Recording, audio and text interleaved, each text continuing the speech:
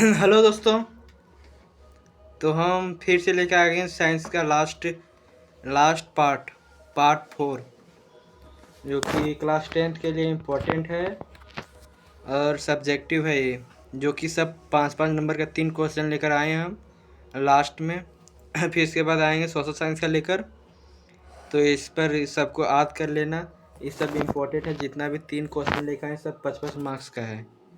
तो क्वेश्चन की ओर बढ़ते हैं। उस क्वेश्चन की बढ़ने से पहले आप लोग इसको जो सब्सक्राइब नहीं किए वो सब इसको सब्सक्राइब कर लें और बेल आइकन प्रेस कर लें। तो मैं आगे की ओर बढ़ते हैं। तो एक क्वेश्चन रह गया था जो 45 का बताए थे पिछला पार्ट में। तो ये इसको पूरा इस बार उस टाइम थोड़ा गड़बड़ हो गया था क्वेश्चन, इसी कारण फिर से लेकर आना पड़ा इसको। तो 45 को फिर से हम बताते हैं। 45 क्वेश्चन नंबर ए। वायु के किसी माध्यम में प्रवेश करने पर प्रकाश की चाल वायु में उनके मान से आधी हो जाती है। वायु के सापेक्ष उरा माध्यम का अपवर्तनांक ज्ञात कीजिए। तो इसका आंसर होगा, जब प्रकाश एक माध्यम से दूसरे माध्यम में प्रवेश करता है तो गति बदल जाती है। जब एक माध्यम से दूसरे माध्यम में, जैसे मिरर में मारते हैं लाइट, तो फिर दूसरे माध्यम में जाता है तो उसकी गति बदल जाता है। प्रकाश की गति का परिवर्तन उस माध्यम अपवर्तनांक से संबंधित होता है। अपवर्तनांक का सूत्र n बराबर c/v, जहाँ n अपवर्तनांक है और c जो सेंटर का प्रकाश की गति, जो लगभग 3 × 10⁸ मीटर पर सेकेंड होता है। c भी उस माध्यम के प्रकाश की गति जानकारी होती है। जब प्रकाश वायु के से दूसरे माध्यम प्रवेश करता है तो उसकी गति वायु में उसकी गति से आधी हो जाती है। इसका मतलब है v मीडियम बराबर v एयर 2/2, जहाँ v एयर बराबर वायु की प्रकाश की गति और v मीडियम जहाँ दूसरे माध्यम के प्रकाश की गति होती है। समाधान इसका क्या है? वायु में प्रकाश की गति v एयर, तो v मीडियम बराबर c/2। अब हम एक दूसरे के माध्यम का अपवर्तनांक n मीडियम निकाल सकते हैं। n मीडियम बराबर c/v मीडियम बराबर c/c/2 इस बराबर 2। इसका उत्तर है माध्यम, वह माध्यम जिसका अपवर्तनांक 2 होता है। तो बी क्वेश्चन की ओर, किसी की टाइम बहुत कम है, लॉन्ग क्वेश्चन है, तो बी नंबर की ओर बढ़ते हैं। अपवर्तनांक n से के पदार्थ से बनी कांच की एक स्लेब अपवर्तनांक n2 के माध्यम में रखा गया है। स्लेब पर एक प्रकाश किरण आपतित होती है। कांच की स्लेब से निकलने वाली प्रकाश किरणों का पथ बनाएं। यदि n1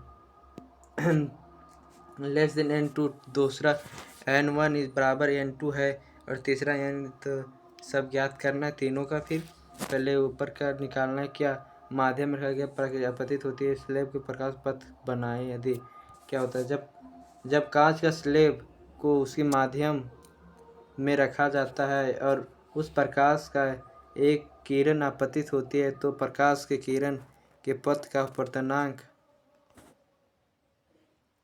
हम पर निर्भर हमेशा के लिए, और उस पर प्रकाश का एक किरण आपतित होती है जो तो प्रकाश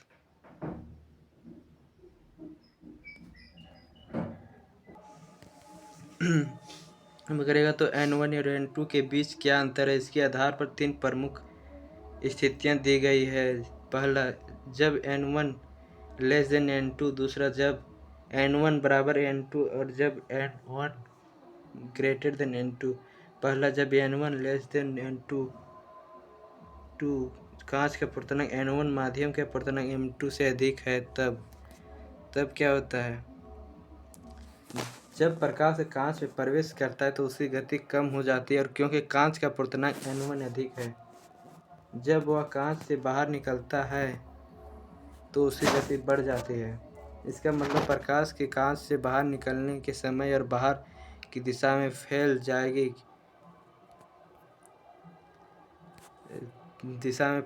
क्योंकि हम अब इसके अपवर्तनांक वाले माध्यम में आ रही है। पथ, आपतित किरण प्रकाश के कांच में प्रवेश करने के बाद कांच की सतह पर मुड़ जाएगी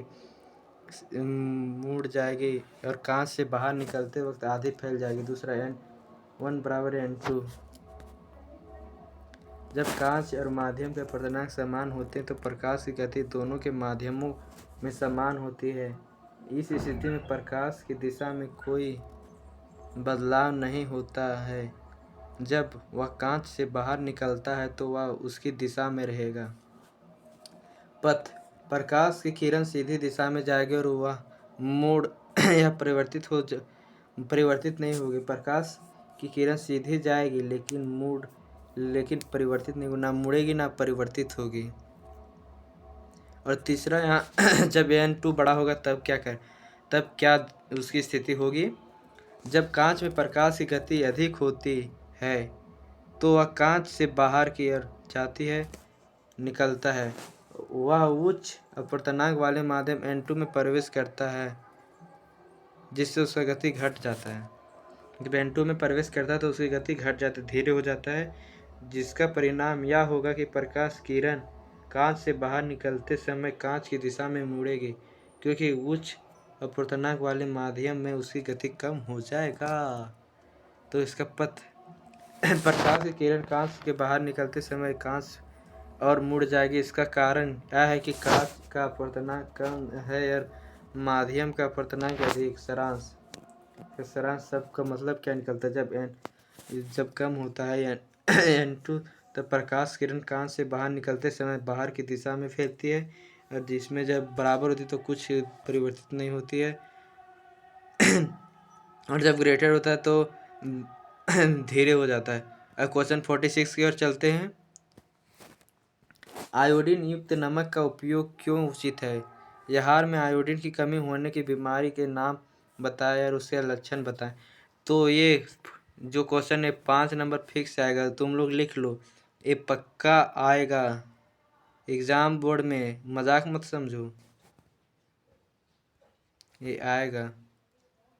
आयोडीन नमक का उपयोग क्योंकि ये हर साल आता है और इस बार भी आएगा, हमको फुल गारंटी है।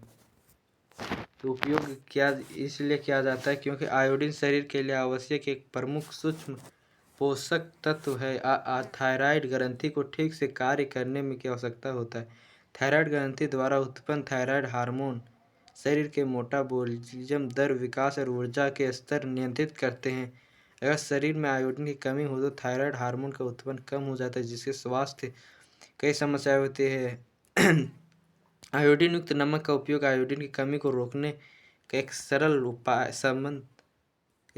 और प्रभावी तरीका है। जैसे कि हम गला बहुत लोगों का फूल जाता है वो आयोडीन की कमी के कारण ही होता है। आहार में आयोडीन की कमी के होने से बीमारी के नाम, उसका लक्षण। बीमारी का नाम गोलू वही हुआ। गोलू थायराइड ग्रंथि का आकार बढ़ जाने से होता है, एक सामान्य बीमारी जो आयोडीन की कमी के कारण होती है। आयोडीन कमी से थायराइड हार्मोन की उत्पन्न नहीं हो पाता है और थायराइड ग्रंथि बढ़ जाती है। लक्षण, गोलू के लक्षणों के सामने सूजन दिखाई देता है, जिसके अलावा शरीर में थकान, वजन बढ़ना, कमजोरी और ठंड का अधिक अनुभव करना जैसी समस्याएं भी हो सकती है। क्वेश्चन नंबर, शरीर में तंत्रिका को आवेग किस प्रकार की यात्रा करते हैं। दूसरा क्वेश्चन है उसी में, ये भी कर का करके आता है, उसी खा है, वो का था जो नमक वाला था, ये खा है। तंत्रिका आवेग की यात्रा का तरीका। तंत्रिका आवेगों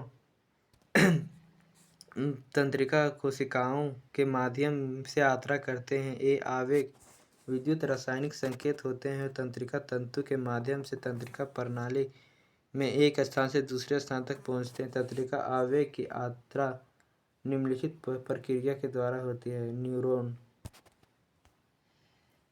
न्यूरॉन से होती है। तंत्रिका आवेग न्यूरॉन से डेंड्राइट के शुरू होता है और संकेतों के अन्य न्यूरॉन्स से प्राप्त करते हैं। डेंड्राइट्स के माध्यम से संकेत न्यूरॉन से साइटोप्लाज्म तक पहुंचते हैं और फिर एक्सिन की दिशा में यात्रा करते हैं। एक्सोन में तंत्रिका आवेग तेजी से विद्युत संकेत के रूप में यात्रा करता है। आवेग एक न्यूरॉन से दूसरे न्यूरॉन, मांसपेशी या अंग तक पहुंच के लिए यात्रा करता है। और तीसरा क्या है, सिनेप्स क्या है, ये भी पर देख लेते हैं।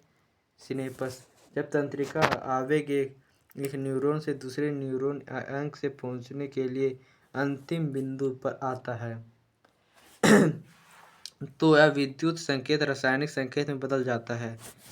इस रासायनिक संकेत द्वारा एक न्यूरॉन को दूसरे न्यूरॉन के संकेत स्थानांतरित होता है। प्रक्रिया न्यूरोट्रांसमीटर के माध्यम से होती है। अंतिम प्रभाव क्या है? ये अंतिम प्रभाव, जब तंत्रिका आवेगों मांसपेशियों के अंगों तक पहुंचता है तो मांसपेशियों संकुचन का अनावश्यक प्रतिक्रिया उत्पन्न करता है। इस प्रकार तंत्रिका आवेगों की यात्रा जटिल लेकिन तेजी से प्रभावी प्रक्रिया में शरीर के विभिन्न हिस्सों में तंत्रिका संकेतों के प्रसारित करने में मदद करती है। तो ये क्वेश्चन कंप्लीट हो गया। और एक ऐसा क्वेश्चन लाने जा रहे हैं जो कि हर साल पूछा जाता है, और वो है ओम का नियम। ओम का नियम हर साल 5 नंबर का पूछा जाता है। कितना? 5 नंबर का ओम का नियम। हमारा उद्देश्य ये तो प्रति सेंटीमीटर पर निर्धारण करना है। सिद्धांत, ओम के नियम के अनुसार कंडक्टर होकर बहने वाला इलेक्ट्रिक करंट के सिरों की शाखाएं का आपस संबंधित अंतर के सीधे अनुपातिक होता है, बशर्ते कंडक्टर की भौतिक परिस्थितियां समान बनी रहती है। अगर कंडक्टर से होकर बहने वाला करंट में भी उसके सिरों के आर पार संभावित अंतर का ओम के नियम के अनुसार I प्रोपोर्शनल V बराबर RI क्या होता है? V वोल्ट बराबर करंट, जहाँ R अनुपातिकता का नियतांक है। इसे कंडक्टर का प्रतिरोध के रूप में जाना जाता है। V/I बराबर R। 1 कंडक्टर का पदार्थ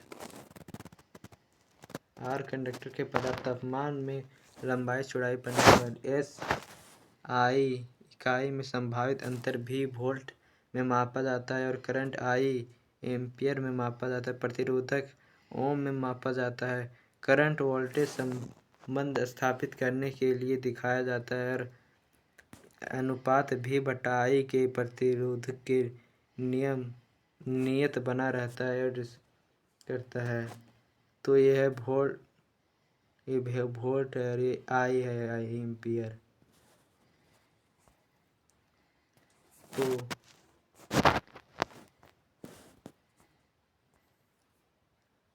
इस समीकरण का उपयोग अज्ञात प्रतिरोध की गणना में की जा सकती है। R बराबर V/I। यहाँ पर स्थिरांक है। क्या? प्रतिरोध वाले तार I की लंबाई पता लगाने के लिए तो R/I बराबर 2, इससे प्रति इकाई सेंटीमीटर प्रतिरोध मिलता है। तो यही था लास्ट। तो फिर तो साइंस का तो ख़त्म हो चुका है। तो जाते जाते इसको सब्सक्राइब कर लेना। अब लेके आएंगे पार्ट 1 सोशल साइंस का कल। तो बने रहिए हमारे चैनल के साथ। झारखंड बोर्ड और पॉलिटेक्निक का भी सिलेबस बता देंगे, क्या क्या पूछा जाता है। और हम पॉलिटेक्निक का तो स्मार्ट बोर्ड तो है नहीं।